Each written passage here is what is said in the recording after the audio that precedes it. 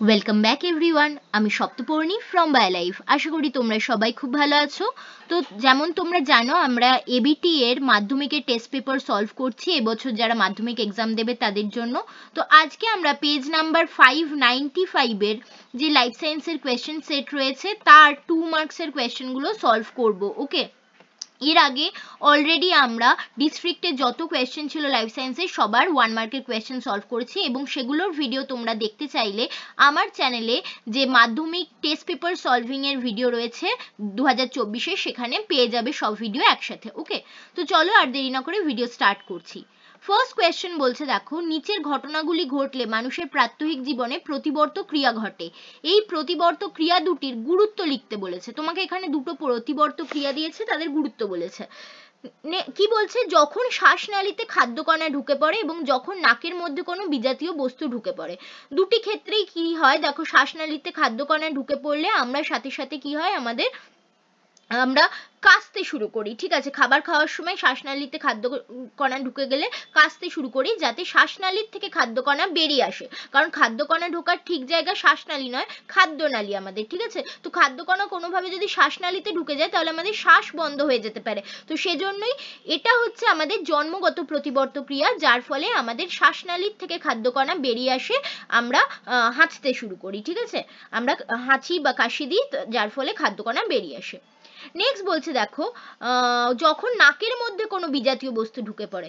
নাকের মধ্যে যখন বড় কোনো বস্তু, ধরো কোনো রকম হয়তো চুল বা কোনো রকম বিজাতীয় যে কোনো জিনিস, ঠিক আছে, ফাইবার জাতীয় কিছু ঢুকে পড়লো, তখন আমাদের হাঁচি হয়। হাঁচি হয় কেন? কারণ আমরা জানি এটা আমাদের বডির জন্য বিজাতীয় বস্তু, ফলে সেটা নাকের মধ্যে দিয়ে ঢুকে গেলে সেটা আমাদের লাংসে পৌঁছে যেতে পারে, ফুসফুসে, এবং ফুসফুসে গিয়ে যদি কোনো বিজাতীয় বস্তু ঢুকে যায় সেখানে কিন্তু সেই জিনিসটার চারিদিকে কিন্তু সেল অ্যাকিউমুলেট করে কোনো একটা টিউমারের টাইপের সৃষ্টি হয়ে যেতে পারে। ঠিক আছে, তো এই জন্য কি করা হয়, যে কোনো বিজাতীয় বস্তু নাকের মধ্যে ঢুকলে হাঁচির মাধ্যমে সেটা আমরা বার করে দিই। এটাও কিন্তু আমাদের এক ধরনের জন্মগত প্রতিবর্ত ক্রিয়া। ঠিক আছে, তো এটা কি ধরনের প্রতিবর্ত ক্রিয়া, দুটোর ক্ষেত্রে লিখবে। জন্মগত প্রতিবর্ত ক্রিয়া, দুটো ঢুকলেই কি হয়, আমাদের হাঁচি হয় বা কাশি হয় আমাদের। ঠিক আছে, সেটা লিখলে, এবং এর ফলে কি লাভ হয় সেটাও একটু এক লাইনে লিখে দিলে, এটুকু লিখলেই 2 মার্কস তোমাদের জন্য, 2 মার্কসের জন্য এনাফ।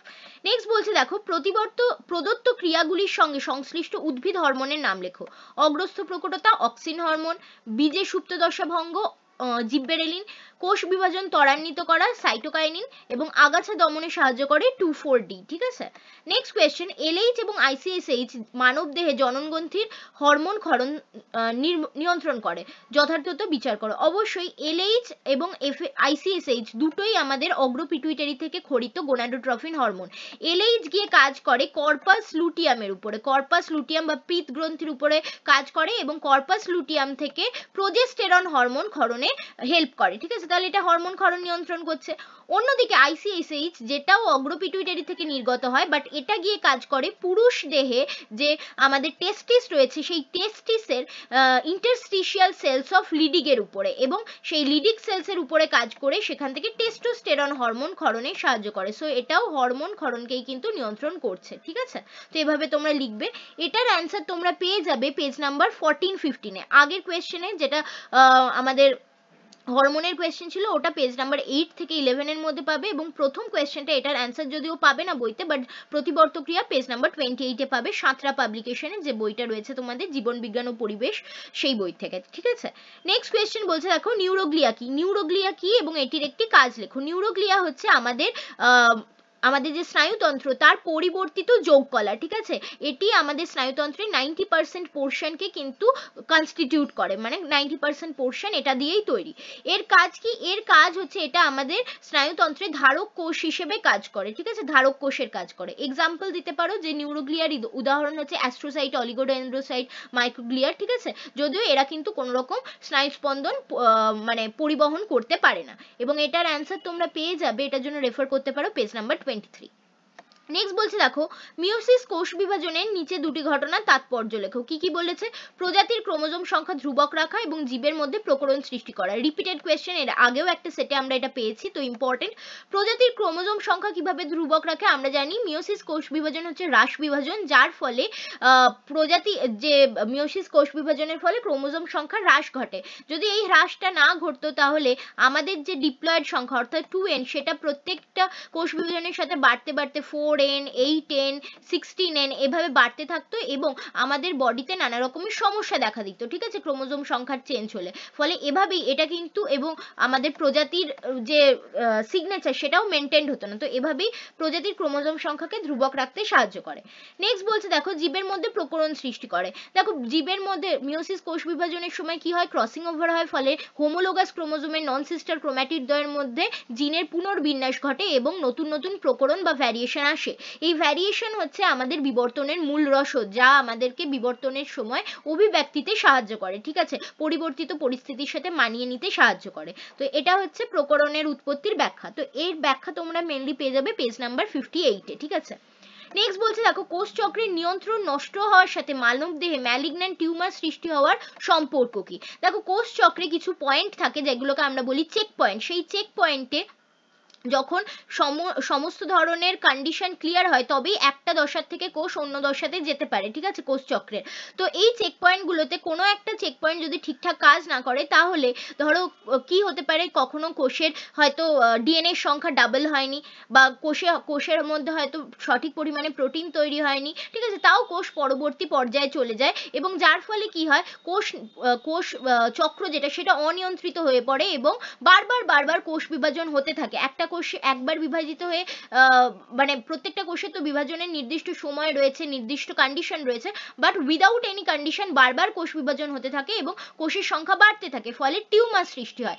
এই টিউমারই যদি তার নিজস্ব জায়গা থেকে ছড়িয়ে পড়ে শরীরের বিভিন্ন জায়গায়, ঠিক আছে, তাহলে সেই ধরনের টিউমারকে আমরা ম্যালিগন্যান্ট টিউমার বলি এবং সেটা ক্যান্সার সৃষ্টি করতে পারে, ঠিক আছে। তো এটার অ্যান্সার তোমরা ওভাবে পাবে না, বাট এটার জন্য তোমরা রেফার করতে পারো পেজ নাম্বার 52। ওকে, নেক্সট কোয়েশ্চেন যাচ্ছে দেখো নিচে কয়েকটি উদ্ভিদের নাম দেওয়া আছে, তাদের পরাগযোগের বাহক বলতে হবে। ধান হচ্ছে বায়ু পরাগী, পাতাঝাজি হচ্ছে জল পরাগী, শিমুল হচ্ছে আমাদের পক্ষী পরাগী, আম হচ্ছে পতঙ্গ পরাগী, ঠিক আছে। অ্যান্সার গুলো তোমরা পেয়ে যাবে পেজ নাম্বার 66 67-এ।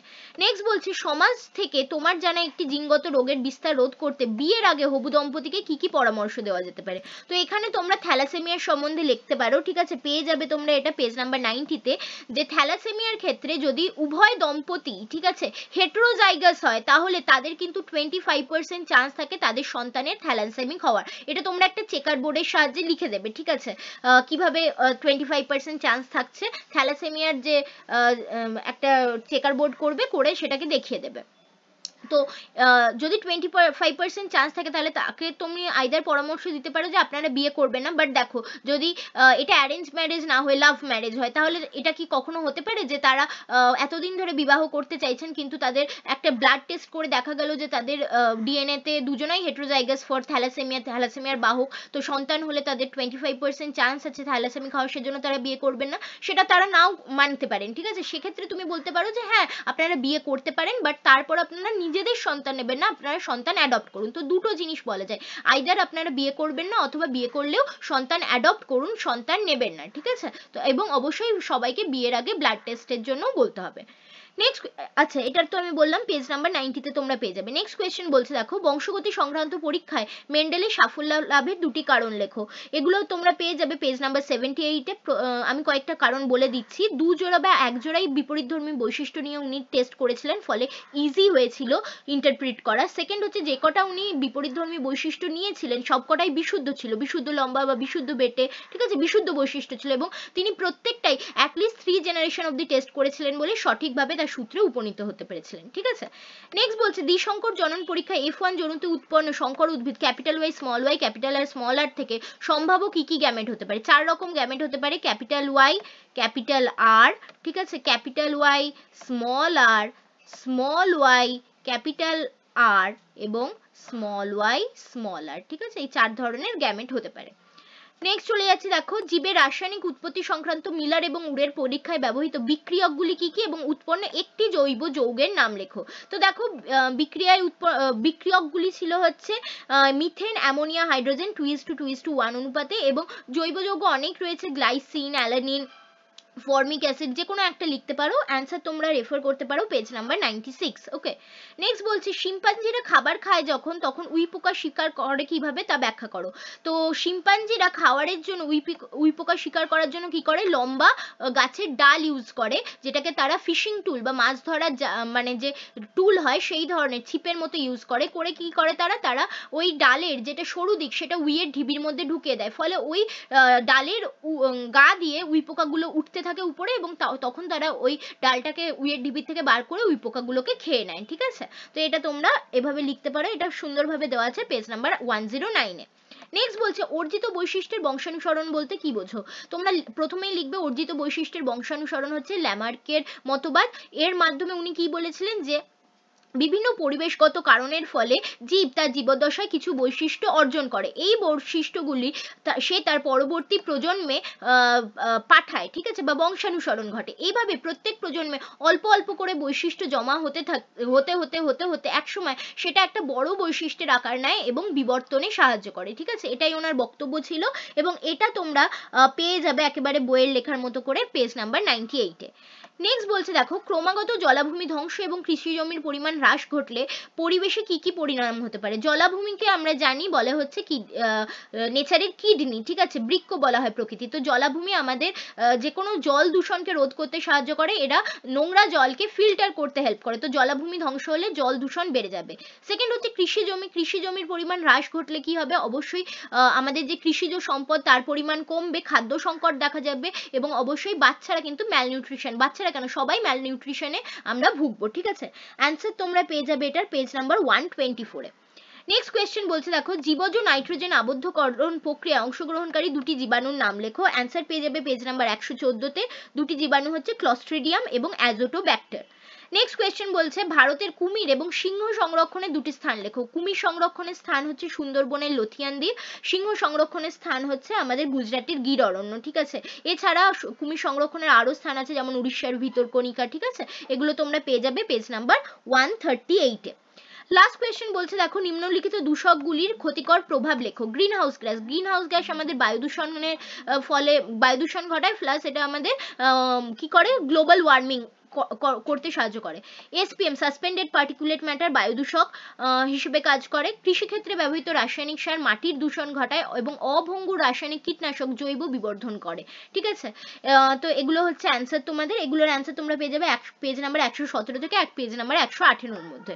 তো এই ছিল আমাদের পেজ নাম্বার 595-এর অল 2 মার্কস কোয়েশ্চেন। আশা করি ভিডিও তোমাদের ভালো লেগেছে। ভালো লাগলে অবশ্যই লাইক করতে ভুলো না, কমেন্ট করতে ভুলো না, এবং বন্ধুদের মধ্যে শেয়ার করে দিও, এবং অবশ্যই চ্যানেলটাকে সাবস্ক্রাইব করে রেখো for more such videos and অবশ্যই ফর মাধ্যমিকের suggestions. Okay, so thanks for watching and happy learning.